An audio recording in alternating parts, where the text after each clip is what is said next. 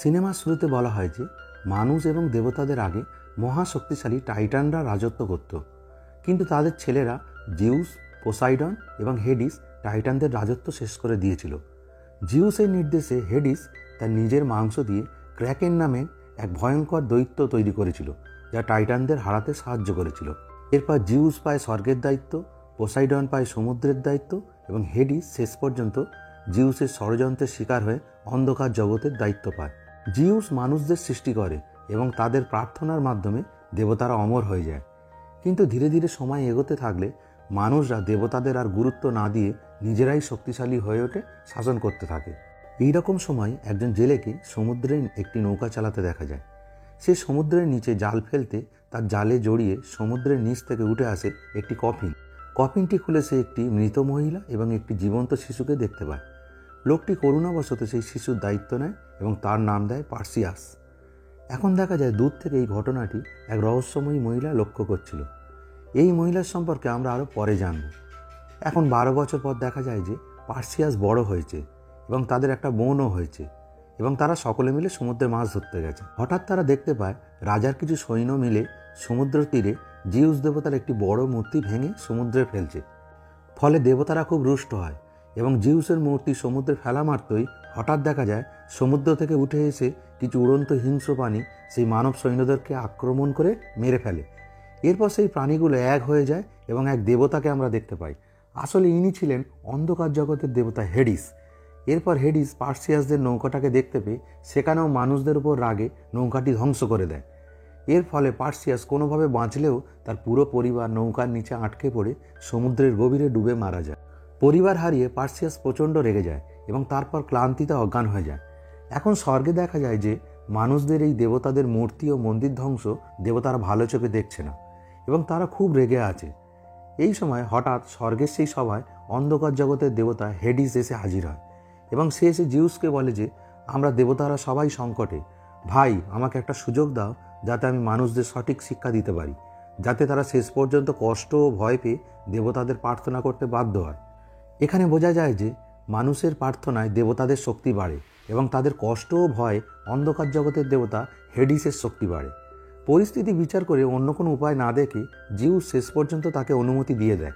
তারপর দেখা যায় আর্গোস রাজ্যের সৈন্যরা পার্সিয়াসকে উদ্ধার করে বন্দি করে তাদের রাজসভায় রাজার কাছে নিয়ে আসে, যেখানে রাজা এবং রানী উৎসব করছেন এই জন্যে যে জিউসের মূর্তিটি তাদের দ্বারা সমুদ্রের জলে ফেলে দেওয়া হয়েছে এবং তারা বিজয়ী হয়েছে। রানী বলে যে মানুষই শ্রেষ্ঠ, কারণ দেবতাদের প্রার্থনার দরকার হয় কিন্তু মানুষের সেটা দরকার নেই, এবং বলে যে আমার নিজের মেয়েই স্বর্গের দেবীদের থেকে বেশি সুন্দর, তাই দেবতারা হিংসা করে। এখানে দেখা যায় রাজকন্যা অ্যান্ড্রোমেডা শহরের মানুষদের প্রতি খুবই সহানুভূতিশীল এবং সে খুব রেগে আছে এই ভেবে যে দেবতা মানুষদের যুদ্ধে অনেক মানুষ মারা যাচ্ছে এবং দেবতাদের এইভাবে রাগানো উচিত নয়। তারপর হেডিস সেখানে এসে উপস্থিত হয়। তাকে দেখে পার্সিয়াস তার রাগ নিয়ন্ত্রণ করতে পারে না, কারণ হেডিস তার পালনকারী বাবা মাকে মেরেছিল। তাকে হত্যা করার জন্য সে একটি তরোয়াল তুলে নেয়, কিন্তু সেই রহস্যময়ী মেয়েটি যে ছোটবেলায় তাকে কফিন থেকে বের করার সময় দূর থেকে লক্ষ্য করছিল তাকে হাত ধরে থামায় এবং বলে যে আক্রমণ করার এটা সঠিক সময় নয়। তারপর দেখা যায় যে হেডিস রানীকে রহস্যজনকভাবে হত্যা করে এবং রাজসভায় সকলের উদ্দেশ্যে বলে যে ঠিক 10 দিন পরে সূর্যগ্রহণ হবে এবং আর্গোস রাজ্যকে ধ্বংস করার জন্য আমি আমার শক্তিশালী দানব ক্র্যাকেনকে পাঠাবো, এবং এটা থেকে তোমরা যদি বাঁচতে চাও তাহলে যে রাজকন্যার সাথে রানী স্বর্গের দেবীদের তুলনা করেছিল তাকে বলি দিতে হবে। এবার তোমরা কি করবে সেটা ভেবে দেখো। এরপর হেডিস পার্সিয়াসের দিকে তাকিয়ে বলে যে এটা তোমার বাবা জিউসেরই ইচ্ছে। এই বলে সেখান থেকে সে চলে যায়। এখন জিউসও জানতে পারে যে তার ছেলে পার্সিয়াস সেখানে আছে, কিন্তু যেহেতু সে প্রার্থনা করেনি তাই তাকেও জিউস কোনো সাহায্য করে না। এখন যেহেতু সকলে জানতে পারে যে পার্সিয়াস দেব মানব, তাই তাকে বন্দি করা হয় এই ভেবে যে সে হয়তো দেবতাদের কোনো চর। এই সময় আর্গোস রাজ্যের রাজা অর্থাৎ রাজকন্যার বাবা পার্সিয়াসের কাছে সাহায্য চাইলে সে রাজি হয় না। এখন সেই রহস্যময়ী মেয়েটি পার্সিয়াসের সাথে দেখা করতে আসে। সে বলে তার নাম আইও এবং সে জানায় যে সেও একজন দেব মানবী, অর্থাৎ দেবতা মানুষের মাধ্যমে জন্মগ্রহণ করেছে এবং তার চির যৌবনের বরদান রয়েছে এবং পার্সিয়াসকে সে তার জন্ম থেকে রক্ষা করে চলেছে। এখন পার্সিয়াস তার নিজের জন্ম পরিচয় সম্পর্কে জানতে চাইলে আইও তাকে তার জন্ম কাহিনী শোনায়। আইও বলে যে প্রাচীনকাল থেকেই মানুষরা দেবতাদের হাতের পুতুল ছিল, কিন্তু এর বিরুদ্ধে প্রথম রাজা ক্রিসিয়াস বিদ্রোহ ঘোষণা করে, তাই সমস্ত দেবতারা তাকে মারতে চাইলে দেবতা জিউস রাজাকে শিক্ষা দেওয়ার জন্য জিউস ক্রিসিয়াসের রূপ ধরে এসে তার বউয়ের সাথে সহবাস করে তাকে গর্ভবতী করে। এটা জানতে পেরে ক্রিসিয়াস রাগে তার জীবন্ত রানী সহ অবৈধ সন্তানকে একটি কফিনের মধ্যে রেখে সমুদ্রে ফেলে দেওয়ার নির্দেশ দেয়। কিন্তু ঠিক সমুদ্রে ফেলার আগেই উপর থেকে জিউস বজ্রের মাধ্যমে তার শরীরকে পুড়িয়ে দেয়। ওই অবস্থাতেই রাজা রাগে কফিনটিকে সমুদ্রে নিক্ষেপ করে। এর ফলে রানী মারা গেলেও যেহেতু তুমি অর্ধ মানুষ অর্ধ দেবতা ছিলে, তাই তুমি বেঁচে যাও। সেই দিন থেকে আমি তোমাকে রক্ষা করে আসছি, যাতে তুমি একদিন দেবতাদের এই অন্যায়ের বিরুদ্ধে প্রতিবাদ করতে পারো। আইও আরও বলে যে একমাত্র ক্র্যাকেনকে মেরে তবেই তুমি হেডিসের সাথে লড়তে পারবে, কারণ ক্র্যাকেন মারা গেলে হেডিসও দুর্বল হয়ে যাবে। তখন তুমি তাকে আঘাত করতে পারবে ও পালক বাবা মার মৃত্যুর প্রতিশোধ নিতে পারবে। এই শুনে পার্সিয়াস আর্গসের রাজাকে সাহায্য করার জন্য রাজি হয়ে যায়। আইও তাদেরকে জানায় যে ক্র্যাকেনকে কী করে মারা যাবে একমাত্র ডাইনিরাই জানে। তাই পার্সিয়াস সহ রাজার কিছু যোদ্ধা অভিযানে বেরিয়ে পড়ে। এদিকে দেখা যায় একটি পরিত্যক্ত জায়গায় রাজা ক্রিসিয়াস লুকিয়ে আছে, কারণ জিউসের বজ্রপাতে তার শরীর পুরোটাই পুড়ে গেছে। এখন হেডিস এসে তার সাথে দেখা করে এবং তাকে বলে যে আমাদের দুজনেরই শত্রু জিউস এবং তোমার অবৈধ সন্তান পার্সিয়াস এখনও বেঁচে আছে।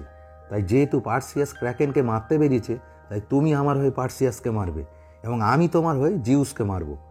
আসলে এই পরিস্থিতিতে মানুষের মধ্যে ঘৃণা ভয় যত বৃদ্ধি পাচ্ছিল, হেডিসের শক্তিও তত বৃদ্ধি পাচ্ছিল। এই শক্তি বাড়ানোর জন্য আরেকটু সময় দরকার এবং জিউস এই সময় যাতে তাকে সন্দেহ না করে, তাই হেডিস পার্সিয়াসকে মারার জন্য আহত ক্রিসিয়াসকে দৈবিক শক্তি প্রদান করে। আসলে হেডিসের উদ্দেশ্য ছিল স্বর্গের সিংহাসন দখল করা, তাই সেই ষড়যন্ত্র করেছিল এবং এই শক্তি নিয়ে ক্রিসিয়াস পার্সিয়াসকে মারার উদ্দেশ্যে বেরিয়ে পড়ে। এদিকে দেখা যায় অভিযান চলাকালীন একজন সৈন্য পার্সিয়াসকে তরোয়াল চালানোর প্রশিক্ষণ দিচ্ছে। পরের দিন পার্সিয়াস বনে একটি দৈবিক তরোয়াল খুঁজে পায়, যেটি তার পিতা জিউস পাঠিয়েছিল। কিন্তু পার্সিয়াস এটির আগে গ্রহণ করে না, বরং তার প্রশিক্ষকের কাছে হস্তান্তর করে। এরপর আরেকটু দূরে পার্সিয়াস ও আইও ডানাওয়ালা একটি ঘোড়াকে পায়, যেটাও জিউসের দ্বারা পাঠানো হয়েছিল। তারপর হঠাৎই ক্রিসিয়াস সেখানে উপস্থিত হয়ে সৈন্যদের মারতে শুরু করে এবং পার্সিয়াসদের সাথে ক্রিসিয়াসের কঠিন লড়াই শুরু হয়। কিছু সৈন্য মারা যায় এবং ক্রিসিয়াস পার্সিয়াসের হাতে কামড় দেয়। সেই সময় আরেকজন সৈন্য এসে ক্রিসিয়াসের হাত কেটে দেয় এবং সকলে তাকে ঘিরে ফেলে। ফলে ক্রিসিয়াস পালাতে থাকে, কিন্তু দেখা যায় ক্রিসিয়াসের সেই কাটা হাতটি ধীরে ধীরে একটা বড় কাংড়া বিছেতে পরিণত হচ্ছে।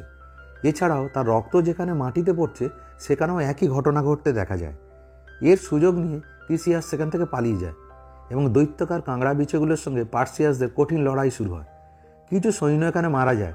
পার্সিয়াসরা অনেক কষ্টে দুটি কাংড়া বিছেকে মারতে পারলেও শেষ পর্যন্ত দেখা যায় আরও অনেক দৈত্যাকার কাংড়া বিছে তাদেরকে ঘিরে ধরেছে। এই সময় হঠাৎই জিন নামক এক প্রজাতির সর্দার এসে সেই সব কাংড়া বিছেদেরকে মন্ত্রবলে থামিয়ে দিয়ে তাদেরকে বশ করে নেয়। পার্সিয়াস জানতে পারে যে এরা মানুষ নয়, কিন্তু জাদু তন্ত্রবিদ্যা এরা পারদর্শী। এখন দেখা যায় যে হেডিসের ক্ষমতা বলে বলিয়ান ক্রিসিয়াসের কামড়ে পার্সিয়াসের শরীরে বিষ ছড়িয়ে পড়তে শুরু করে। যন্ত্রণায় পার্সিয়াস অজ্ঞান হয়ে যায়। এদিকে দেখা যায় আর্গস শহরের লোকেরা রাজকুমারীকে বলি দেওয়ার জন্য তৈরি হচ্ছে। এরপর জিন সর্দার তার জাদুর মাধ্যমে পার্সিয়াসকে সুস্থ করে তোলে, কারণ জিনরাও পার্সিয়াসের জন্য অপেক্ষা করছিল, কারণ একমাত্র পার্সিয়াসই তাদেরকে দেবতাদের হাত থেকে মুক্তি দিতে পারবে। তাই জিনেদের সর্দারও তাদের সঙ্গ দেয়। তারপর সবাই মিলে বস মানানো কাংড়া বিছেগুলির উপর চেপে ডাইনিদের উদ্দেশ্যে যাত্রা করে। তারা ডাইনিদের সাথে দেখা করে এই ভেবে যে তারা ক্র্যাকেনকে কিভাবে মারা যাবে সে সম্পর্কে জানতে পারবে, কিন্তু ডাইনিরা তাদের উপর হামলা করে দেয়। তিনজন ডাইনির একটি মাত্রই চোখ ছিল, যেটার মাধ্যমে তারা দেখতে পারত। এই সময় পার্সিয়াস বুদ্ধি করে ডাইনিদের সেই চোখটি নিয়ে নষ্ট করে দেওয়ার হুমকি দেয়। ফলে ডাইনিরা ভয়ে বলে দেয় যে ক্র্যাকেনকে কিভাবে মারা যাবে। তারা বলে যে ক্র্যাকেনকে একমাত্র মারা সম্ভব মেডুসার মাথার মাধ্যমে, কারণ মেডুসা যার দিকে তাকায় সে পাথর হয়ে যায় এবং মেডুসার মন্দিরে যাওয়ার জন্য মৃত্যু লোকের মধ্য দিয়ে যেতে হয়। এখন দেবতা জিউস পার্সিয়াসের সাথে দেখা করে এবং তার পুত্র মারা যেতে পারে এই ভেবে তাকে এগোতে বারণ করে, কিন্তু পার্সিয়াস তার জেদে অটল ছিল। তাই জিউস শেষ পর্যন্ত তাকে মৃত্যুলোকে যাত্রা করার জন্য একটি দামি মুদ্রা দেয়। সেই মুদ্রাটির মাধ্যমে তারা মৃত্যুলোকে সফর করতে শুরু করে। এখানে আয়ু সকলকে জানায় যে মেডুসা একসময় খুব সুন্দরী ছিল এবং দেবতা পোসাইডন তাকে পাওয়ার জন্য তাকে ধাওয়া করলে মেডুসা দেবী এথেনার মন্দিরে আশ্রয় নেয়, এই ভেবে যে দেবী তাকে রক্ষা করবে, কিন্তু দেবী তাকে রক্ষা করে না। পোসাইডন জোর করে তাকে পেয়ে যায়।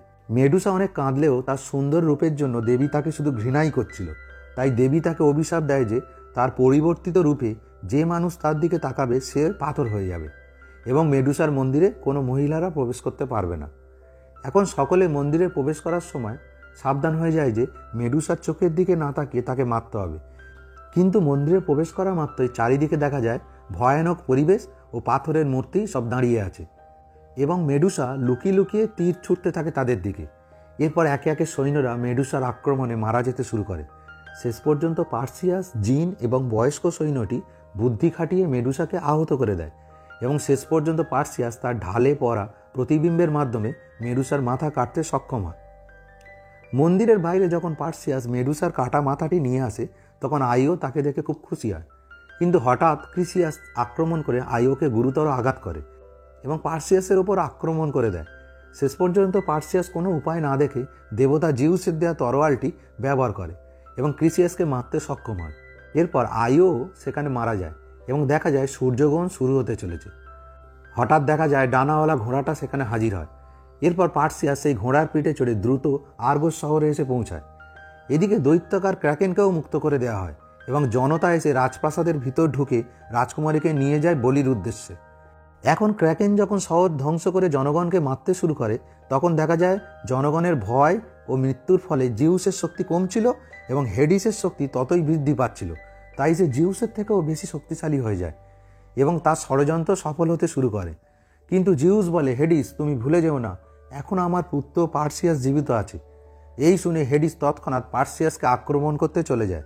এখন পার্সিয়াস শহরে পৌঁছানো মাত্রই হেডিসের উড়ন্ত দানবগুলো তাকে আক্রমণ করে এবং তার থেকে মেডুসার মুন্ডুটি ছিনিয়ে নেয়। তাই পার্সিয়াস তাদের পিছনে তাড়া করতে থাকে। এরপর পার্সিয়াস শেষ পর্যন্ত সেই মেডুসার কাটা মুন্ডুটি উদ্ধার করে ক্র্যাকেন যখন রাজকুমারীকে মারতে যাবে ঠিক তখনই তার সামনে হাজির হয়। ফলে ক্র্যাকেন ধীরে ধীরে পাথরে পরিণত হয় এবং মারা যায় এবং হেডিসও তখনই পার্সিয়াসের সামনে আবির্ভূত হয় এবং সে পার্সিয়াসকে বলে যে আমি দেবতা, তাই তুমি আমাকে মারতে পারবে না। পার্সিয়াস তখন তার বাবা জিউসের দেওয়া তরোয়ালটির মাধ্যমে আকাশ থেকে বজ্র নিয়ে হেডিসের দিকে ছুঁড়ে তাকে আবার অন্ধকার জগতের ভিতরে পাঠিয়ে দেয়। এরপর মৃত ক্র্যাকেনের দেহের অংশ পাথর হয়ে ভেঙে পড়ার ফলে রাজকুমারী সমুদ্রের নিচে পড়ে যায় এবং পার্সিয়াস তাকে উদ্ধার করে নিয়ে সমুদ্রের তীরে এসে পৌঁছায়। এখন জ্ঞান ফিরলে রাজকুমারী তাকে তার সাথে যেতে বলে, কারণ আর্গোস রাজ্যের একজন রাজার প্রয়োজন। কিন্তু পার্সিয়াস সেটা মানা করে দেয়, কারণ সে সাধারণ মানুষ হয়েই মানুষের সেবা করতে চায়। এই বলে সে সেখান থেকে চলে গিয়ে তার বাবা মা যেখানে মারা গেছিল সেখানে পৌঁছায় এবং সেখানে জিউস তার সামনে হাজির হয়। জিউস বলে যে তাকে এবং মানবজাতিকে রক্ষা করার জন্য সে পার্সিয়াসের কাছে কৃতজ্ঞ। হেডিস এখনও জীবিত আছে, শুধুমাত্র এখন দুর্বল হয়ে সে নিজেকে অন্ধকার জগতের নিচে লুকিয়ে রেখেছে। হেডিস সেই সময়ের অপেক্ষায় আছে যখন মানুষ দুর্বল হবে এবং সেই দুর্বলতা থেকে সে শক্তি পাবে।